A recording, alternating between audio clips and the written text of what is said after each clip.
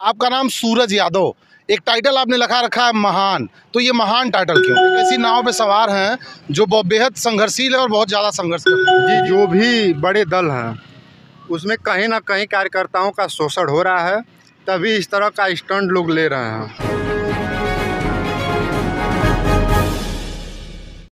राष्ट्रीय राजमार्ग 24 से गुजर रहे थे, हमें सूरज यादव महान इस दुकान पे चाय पीते हुए नज़र आ गए, तो हमने सोचा दो चार बातें इनसे हो जाएं, क्योंकि इस क्षेत्र के सबसे लगभग प्रखर वक्ता और गरीब असहायों की समय समय पर मदद करने वाले व्यक्तित्व के धनी हैं। तो आइए इनके बारे में थोड़ा सा जानने की कोशिश करते हैं और भी तमाम सवाल इनके समक्ष रखा जाएगा और उन सभी के जवाब अपने दर्शकों तक पहुंचाए जाएंगे। सूरज जी, सबसे पहले तो आपका बहुत बहुत स्वागत है। जी, मैं भी आपका जो अभिनंदन करता हूं और आपके चैनल के माध्यम से जो भी दर्शक ये वीडियो आपके चैनल के माध्यम से देख रहे हैं उनको प्रणाम करता हूं। और आज शिवरात्रि के दिन प्रभु से ये विनती करता हूं कि वो लोग सुख रहें और क्षेत्र में जितने भी अपने चाहने वाले लोग प्रियजन हैं सभी लोग मस्त रहें। चलिए, सबसे पहला सवाल, आपका नाम सूरज यादव, एक टाइटल आपने लगा रखा है महान, तो ये महान टाइटल क्यों?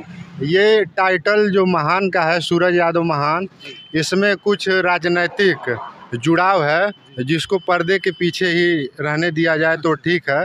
और ये एक व्यक्ति ने, विशेष राजनीतिक व्यक्ति ने हमें ये नाम दिया है, सूरज यादव महान ने। हाँ, तो ये जो है समय आने के अनुसार जो है ओपन होगा कि ये क्यों रखा गया है। अच्छा सूरज जी, जब से हम लोग देखते आ रहे हैं आप एक समाज सेवक के रूप में इस क्षेत्र में उभरे हैं और लोग समाज सेवक के रूप में ही आपको जानते हैं। जैसे बच्चों में समय समय पे कापी किताब बांटना, लॉकडाउन के टाइम में भी आपने लोगों को राशन बांटा था, कोरोना काल में भी आपने लोगों को राशन बांटा था, लेकिन राजनीति के प्रति आपका रुझान ज़्यादा इस समय देखने को मिल रहा है, तो राजनीति में आने का क्या उद्देश्य रहा? जी देखिए, सबसे पहले तो बचपन से ही और पारिवारिक जो है जो प्रक्रिया थी, ये जो है समाज सेवक के रूप में था। तो जो ये समाज सेवा का जो एक तरह से जो कीड़ा कह सकते हैं, ये पारिवारिक है, बचपन है, ख़ानदानी से है। और बचपन का शौक़ धीरे धीरे बढ़ता गया और सामाजिक सेवा के रास्ते चलते चलते राजनीतिक क्षेत्र में भी हमारी रुझान बढ़ती गई। और जब क्षेत्र में निकले तो लोगों को देखे कि मतलब किस तरह का वातावरण गरीबों में है, तो उनके दुख को देखकर उनकी मदद करने के लिए अंदर से आवाज़ आई कि हाँ, इनका मदद करना चाहिए। तो ये सारी चीज़ें वातावरण बनता गया और मन में एक जिज्ञासा आई कि चलिए ठीक है, इनके लिए कुछ किया जाए। तो क्या चुनाव लड़ेंगे सूरज यादव महान इस क्षेत्र से? जी, ये तो समय की बात है, लगे हुए हैं राजनीतिक क्षेत्र में, सभी लोगों को पता है कि चल रहे हैं, लेकिन समय के अनुसार अभी 2 साल समय है। तो अगर समय आता है और जनता का प्यार, आशीर्वाद, दुलार मिलता है, क्योंकि सब कुछ तो जनता ही है, कोई पार्टी विशेष तो है नहीं, तो अगर जनता का आशीर्वाद, अपने भाइयों का प्रेम स्नेह दुलार मिलता है तो अवश्य वार्ड नंबर 56, जिला पंचायत क्षेत्र वार्ड नंबर 56 जो गोरखपुर ज़िले में आता है, अवश्य यहाँ जिला पंचायत का चुनाव लड़ा जाएगा। जी बिल्कुल। अच्छा, कुछ दिन पूर्व आप सपा से जुड़े हुए थे, लेकिन अभी आप बीएसपी से जुड़ गए, तो इसमें क्या रहा सपा से? देखिए, सपा जो है पीडीए का नारा देती है। पीडीए मतलब पिछड़ा, दलित और अल्पसंख्यक। तो पीडीए का नारा देने से बस कुछ नहीं होता। पीडीए, दलित, अल्पसंख्यक दोनों लोगों का, तीनों लोगों का सम्मान भी तो उस तरह का होना चाहिए। तो अगर आप सम्मान नहीं करेंगे, अपने पार्टी के कार्यकर्ताओं का अपमान करेंगे, तो फिर पीडीए का नारा देना गलत है। मैं तो पीडीए से बाहर हूँ नहीं, मैं एक यादव हूँ। हम मैं पीडीए से बाहर तो हूँ नहीं। तो जब आप अपने सामाजिक कार्यकर्ता के साथ नहीं खड़े हैं तो आपके पीडीए का नारा का कोई मतलब नहीं। और आपके मंच पर पीडीए का जो नारा है, आपके मंच पर कौन लोग दिखाई देते हैं? आपके मंच पर वही लोग दिखाई देते हैं। एक चेहरा आप दलित का रख लेंगे, एक चेहरा आप जो है अल्पसंख्यक का रख लेंगे, एक चेहरा जो है आप जो है पिछड़ा का रख लेंगे, इसे आप पीडीए कहते हैं। पीडीए जो है मंच के सामने दिखना चाहिए कि कितने पीडीए इकट्ठा हो रहे हैं। मंच पर तो एक चेहरा दिखा के आप फ़ोटो खींच के दिखा दे रहे हैं कि चलिए पीडीए जो है इकट्ठा हो गई है, इसको पीडीए नहीं कहते हैं, इसको राजनैतिक स्टंट कहते हैं।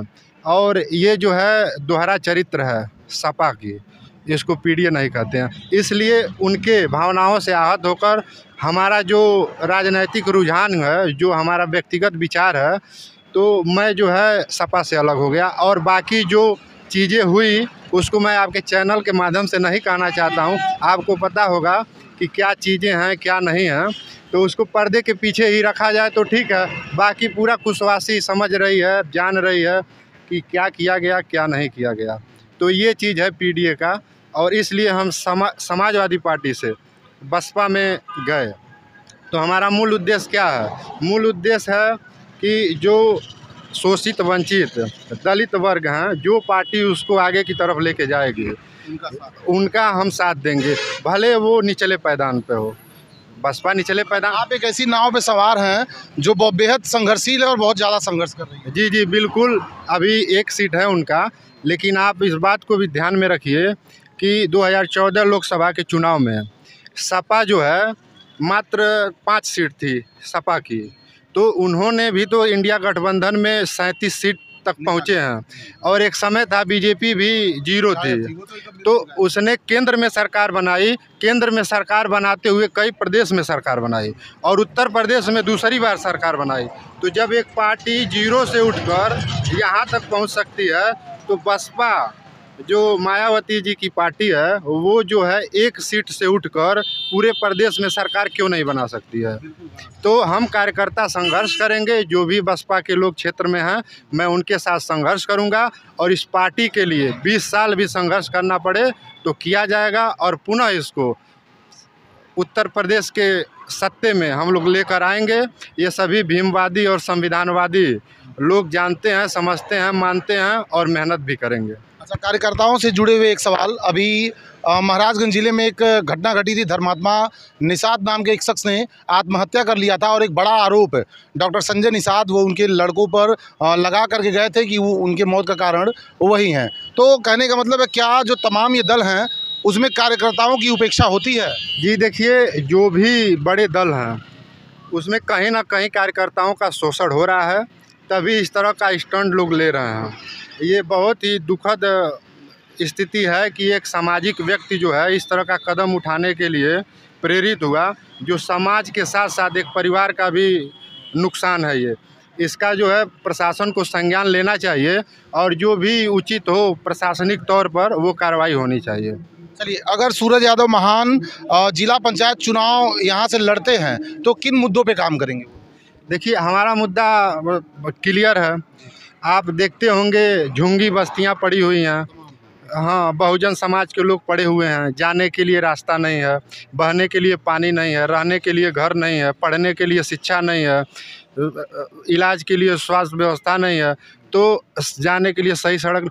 तो यही मुद्दाएं हैं जो जेन्युइन मुद्दा है, सामाजिक मुद्दा है, वही जो समाज के बीच जो मुद्दा होना चाहिए वही मुद्दा हमारा भी है।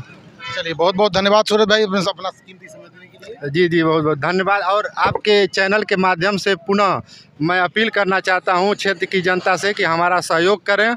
आप सभी को प्रणाम। चलिए, तो ये थे सूरज यादव महान, जो सामाजिक सेवक के रूप में तेज़ी से उभर रहे थे। अब इनका जुड़ाव राजनीति के क्षेत्र में भी हो रहा है, और अब ये चुनाव लड़ने की भी तैयारी में है। ऐसी और भी तमाम छोटी बड़ी खबरें देखने के लिए देखते रहिए न्यूज़ ऑन द वे।